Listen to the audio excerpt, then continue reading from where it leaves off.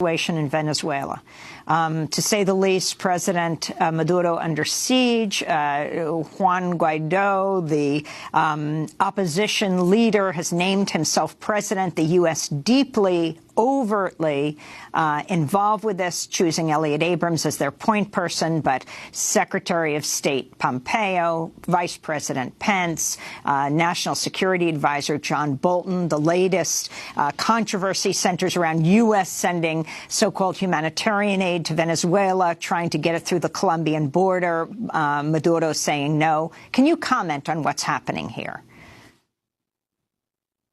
Obviously, there's a lot of criticism of Nicolas Maduro, including by leftists who are loyal to President Chavez. It doesn't just come from the Venezuelan right or from capitalists in the West. There is a lot of criticism of President Maduro. The question is not, though, do you like President Maduro? The question is, do you think the Venezuelan people are going to be helped by having Donald Trump, John Bolton, Mike Pence, and Elliott Abrams intervene in their country, engineer regime change, and then prop up whatever leader they like best? And all you have to do is look at not just the history of U.S. interference in Latin America, but the statements that those people are making about what their real motives are. They're not even pretending that their motive is to bring liberation and democracy and freedom to the Venezuelan people. Of course, Donald Trump doesn't care about the Venezuelan people. How gullible do you have to be to think that? They're admitting openly that their motive is access to Venezuelan oil markets and to capital markets because that would benefit United States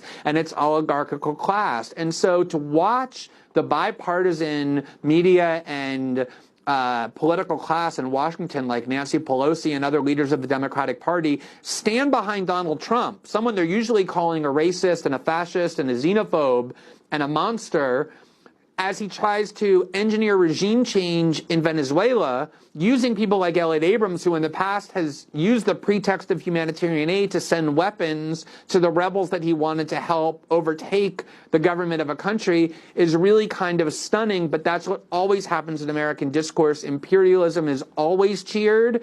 We always believe we have the right to interfere in other countries, and that because we're so intrinsically good, only benevolent outcomes will be the result. And it's really disturbing to watch this kind of unanimity. With some rare exceptions, you have Ro Khanna, Tulsi Gabbard, some other people, Alexandria Ocasio-Cortez, saying we have no role to play in Venezuela, but by and large, the bipartisan class, as they always do, is united behind Donald Trump, Marco Rubio, and John Bolton as they try and engineer regime change in a country that they don't understand, don't care about, and only want to exploit. And the significance of them having as a partner Bolsonaro, the new far-right former army captain, the president of Brazil.